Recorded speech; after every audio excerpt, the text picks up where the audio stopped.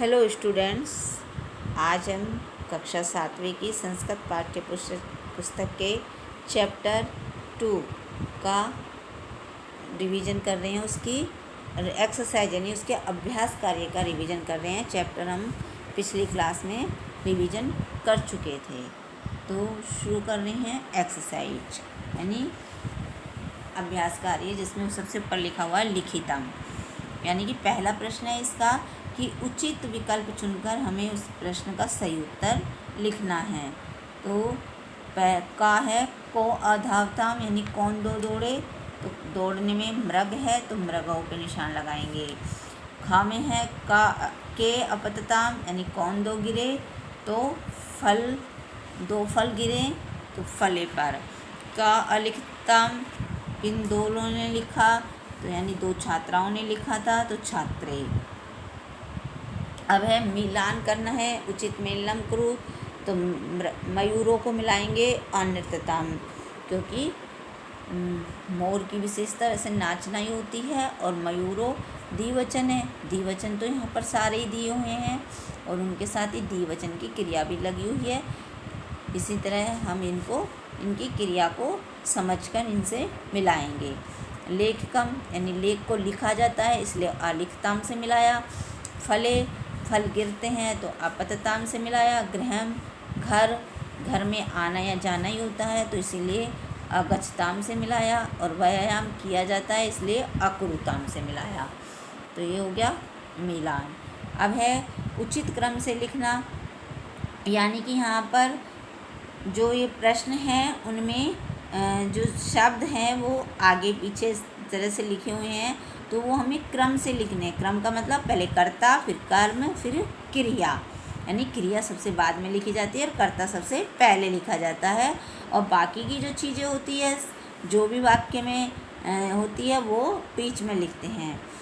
तो यहाँ अक्रीडताम ये क्रिया है, इसको पहले लिखा है। बालिके ये करता है, ये बीच में लिखा हुआ है। और उद्याने जो कर्म है वो पीछे लिखा हुआ है। तो अब हमें क्रम से लगाना है। तो हम पहले बालिके को लिखेंगे, फिर उद्याने को लिखेंगे, फिर अक्रीडताम को लिखेंगे, क्रिया बाद में लिखेंगे।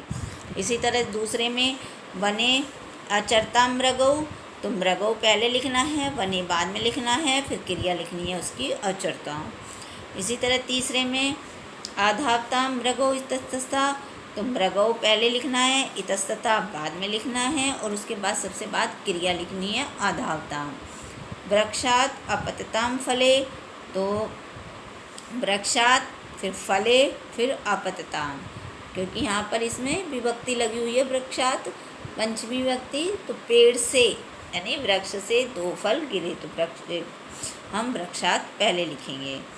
अब गृहम विद्यालयात आगच्छताम ते, तो ते करता है, ते माने वे सब, तो ते पहले, फिर विद्यालयात, फिर गृहम, फिर क्रिया बाद में अगच्छताम। तो बात क्लियर हो गई कि हमें पहले कर्ता लिखना है, फिर कर्म लिखना है और फिर उसकी क्रिया लिखनी है। अब आगे है भाषा अध्ययन में कि निम्नलिखित वाक्यों में हमें लंग लकार का प्रयोग करके जो उचित क्रिया है वो लिखनी है। तो लंग लकार का प्रयोग मत करना है, यानी कि भूतकाल का। तो पहला है नरौ जलम, यानी दो मनुष्यों ने जल यानी पिया। तो धातु हमारी यहाँ पा दे रखी है, पा का मतलब होता है पीना। तो फिर हम इसे में द्विवचन की क्रिया लगा के बनाएंगे अपिबताम। इसी तरह अश्व तीव्रम, तो अश्व यहाँ एक वचन है, द्विवचन नहीं है, तो यहाँ अताम नहीं लगाएंगे, अत लगाएंगे। तो अधावत यानी अश्व तीव्रम अधावत। अब एते फले वृक्षात, यानी कि वृक्ष से फले द्विवचन है, तो अपतताम लगाएंगे, पत धातु हमारे सामने दी हुई है। बाल को आचार्यम, नम धातु दी हुई है, तो बाल को द्विवचन है, तो द्विवचन की क्रिया लगाएंगे अनमताम। इसी तरह से कन्या लेखम, लिख धातु दी हुई है, तो और कन्या द्विवचन है, तो अलिखताम। ते विद्यालय, तो गच्छ धातु दी हुई है, और यहाँ ते अब द्विवचन बहुवचन भी है, ते द्विवचन भी है और बहुवचन भी है। तो वैसे हम द्विवचन की क्रिया भी लगा सकते हैं और बहुवचन की भी लगा सकते हैं। स्त्रीलिंग में ते द्विवचन में आता है और पुल्लिंग में ते बहुवचन में आता है। तो आगच्छन भी लिख सकते हैं और आगच्छताम भी लिख सकते हैं। अब अगला प्रश्न है कि हमें इनको लंग लकार में बदल कर लिखना है वाक्यों को। ये वाक्य लट लकार में दी हुई है, वर्तमान काल में दिए हुए हैं, इन्हें हमें भूतकाल में बदल कर लिखना है। तो जो लकार में जो बदला जाता है वो कर्ता नहीं बदला जाता, सिर्फ क्रिया बदली जाती है। कर्ता हमारा वैसा का वैसा ही रहता है, चाहे वो किसी भी लकार में हो। तो यहाँ कर्ता हम वैसा का वैसा रखेंगे। क्रिया यहाँ हमारी हंसता है, यानी दो मनुष्य हंस रहे हैं। अब हमें ये बदलना है कि दो मनुष्यों ने हंसा, यानी तो हमें नरऊ तो वैसा का वैसा ही रखेंगे, कर्ता तो वही रखना है।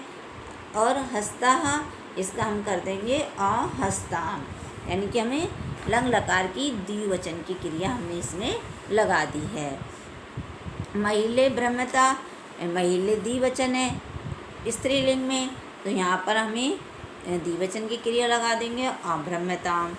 सिंगौ गर्जता, सिंगौ द्विवचन पुल्लिंग में है कर्ता, तो इसके साथ भी हम द्विवचन की क्रिया लगा देंगे अगर्जताम।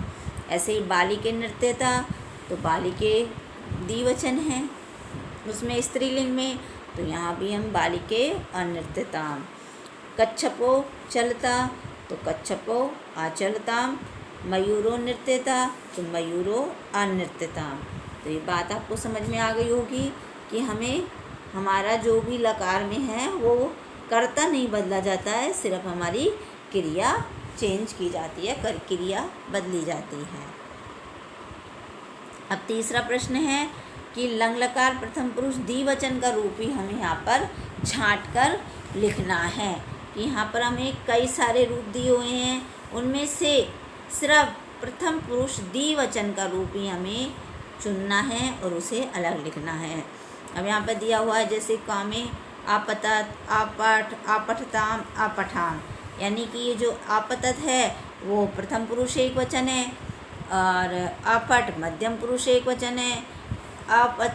आपठताम ये प्रथम पुरुष द्विवचन है और ये अपठाम ये उत्तम पुरुष बहुवचन है। तो हमें प्रश्न में दिया है प्रथम पुरुष द्विवचन, तो द्विवचन ये प्रथम पुरुष द्विवचन तीसरे नंबर वाला है अपठताम, तो यही लिखना है। इसी तरह से खाम में से भी इसी तरह अचलताम, तो इसे लिखना है, और गाँव में से अलिखताम, तो इसे लिखना है। तो ये हो गया इस पाठ सेकंड के एक्सरसाइज का रिवीजन। अब हमारे संस्कृत व्याकरण में जो यूटी सिलेबस है उसमें मुनि शब्द का रूप आ रहा है, तो हम एक बार मुनि शब्द का रूप ही रिवीजन कर लेते हैं। तो जैसे कि आप 5th क्लास 6th क्लास में पढ़ते ही आए हैं राम शब्द का रूप, लता शब्द का रूप, उसी तरह से मुनि शब्द का रूप है। तो मुनि जो पता चल रहा है नाम से ही पुल्लिंग है, मुनि पुल्लिंग है, और नाम में छोटे ही की मात्रा लगने से ये इकारांत पुल्लिंग हुआ। तो विभक्ति एक वचन, द्विवचन और बहुवचन, इस तरह से हमें 4 कॉलम बनाने हैं लाइन खींच के, और एक साइड में विभक्ति लिखनी है प्रथमा से लेकर संबोधन तक, और दूसरी तरफ उनके सामने उसका रूप लिखना है। तो प्रथमा में मुनि, मुनि, मुन्या, यानी कि मुनि छोटी ई की मात्रा आ रही है इसलिए विसर्ग लगाएंगे, अगर बड़ी ई की मात्रा होती तो नहीं लगाते। तो छोटी ई की मात्रा है तो विसर्ग लगा, उस द्विवचन में इस मात्रा को बड़ी किया और बहुवचन में इस मात्रा को हटाकर इसकी जगह पर या लगाया और विसर्ग लगाया। द्वितीय विभक्ति में माँ हलंत जोड़ा मुनि, फिर द्विवचन हम सेम रखेंगे प्रथमा और द्वितीय का, तो मुनि ही लिखा, और बहुवचन में ना हलंत जोड़ा मुनि। इसी तरह से तृतीया में ना जोड़ा तो मुनि ना, और इसमें द्विवचन में भयाम मुनि भयाम, और बहुवचन में भी तो मुनि भी। चतुर्थी में ये जोड़ा मुनिये, फिर भयाम मुनि भयाम, फिर भया मुनि भया। पंचमी में भी मुनि ए जोड़ते हैं तो मुनि, मुनि भया, मुनि भया। उसी तरह से षष्ठी में भी ए जोड़ते हैं मुनि, यहाँ पर हम अब अक्षर को मात्रा को भी हटा देते हैं और अक्षर को भी आधा कर देते हैं और यो जोड़ते हैं, तो मुनियो, और षष्ठी का बहुवचन में मुनि नाम, नाम जोड़ते हैं। सप्तमी में ओ जोड़ते हैं तो मुनो, ओ की मात्रा, तो मुनो, मुनियो, और षष्ठी और सप्तमी का द्विवचन एक जैसा रहता है तो मुनियो, और बहुवचन में मुनीषु। और संबोधन में हम ऊपर वाली लाइन ही प्रथमा व्यक्ति वाली लाइन ही लिखते हैं, लेकिन जो एक वचन है वो गुण होके लिखा जाता है। तो हे मुनि और संबोधन वाला चिन्ह, हे मुनि इसमें भी विस्मयबोधक वाला चिन्ह, और हे मुन्या इसमें भी विस्मयबोधक वाला चिन्ह।